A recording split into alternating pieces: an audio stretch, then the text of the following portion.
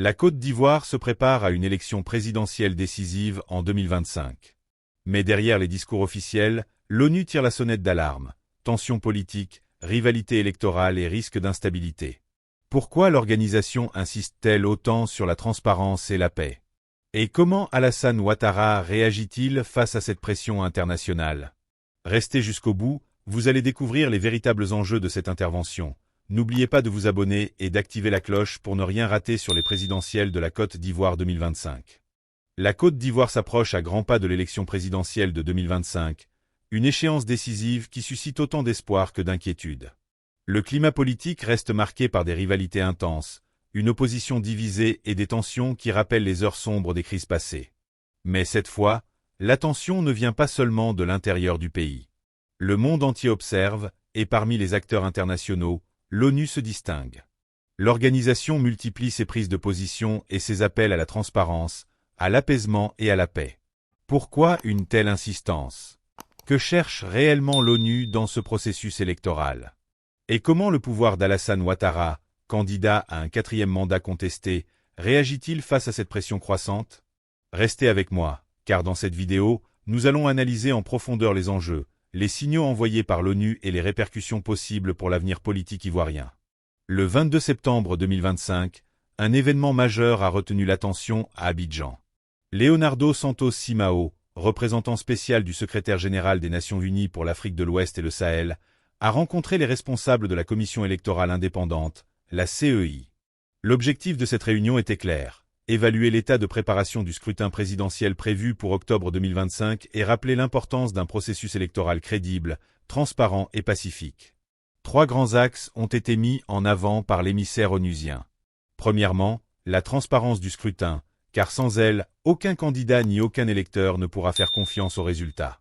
Deuxièmement, l'éducation électorale, afin que chaque citoyen comprenne ses droits et le fonctionnement du vote.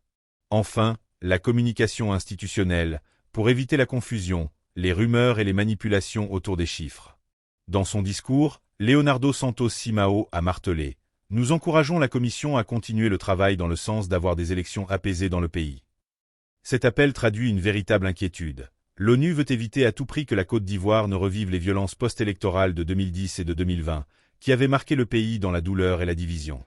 Quelques jours plus tard, Leonardo Santos Simao a été reçu par le président ivoirien, Alassane Ouattara, lui-même candidat pour un 4e mandat qui suscite de vives controverses.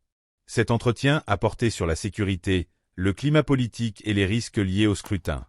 Les adversaires du président dénoncent une confiscation du pouvoir, tandis que ses partisans le présentent comme le garant de la stabilité nationale. Dans ce contexte tendu, l'ONU a cherché à obtenir un engagement clair: organiser des élections inclusives, crédibles et pacifiques. Le message était sans ambiguïté: éviter les discours incendiaires, garantir l'indépendance totale de la CEI et préserver la stabilité du pays. Cette rencontre n'a pas seulement valeur de protocole. Elle envoie un signal politique fort. L'ONU ne veut pas être un simple spectateur, mais un acteur préventif, prêt à alerter et à intervenir diplomatiquement avant que la situation ne dégénère. Mais une question essentielle reste en suspens: ces engagements verbaux se traduiront-ils réellement en actes concrets? Au-delà de ces rencontres officielles, l'ONU a exprimé à plusieurs reprises ses inquiétudes grandissantes sur l'évolution du climat politique ivoirien. Le contexte est explosif. Certaines candidatures ont été invalidées, provoquant des contestations judiciaires. Les discours de haine, parfois teintés de références ethniques, se multiplient et alimentent un climat de division. Des mobilisations massives sont organisées dans les rues par les différents camps, faisant craindre des affrontements. Le Haut-Commissariat des Nations Unies aux droits de l'homme et le Bureau onusien pour l'Afrique de l'Ouest ont lancé plusieurs avertissements. Ils dénoncent la prolifération des discours de haine, la fragilité des institutions électorales et les risques de répression contre les opposants. Pour l'ONU, l'enjeu dépasse les frontières ivoiriennes. Une instabilité en Côte d'Ivoire pourrait avoir des répercussions sur l'ensemble de l'Afrique de l'Ouest, une région déjà fragilisée par les coups d'État militaires au Sahel et par les menaces terroristes. Certains diront que l'ONU n'a pas le pouvoir direct de changer le cours des événements en Côte d'Ivoire. C'est vrai. Mais ces interventions ont un poids moral et diplomatique considérable. Pourquoi?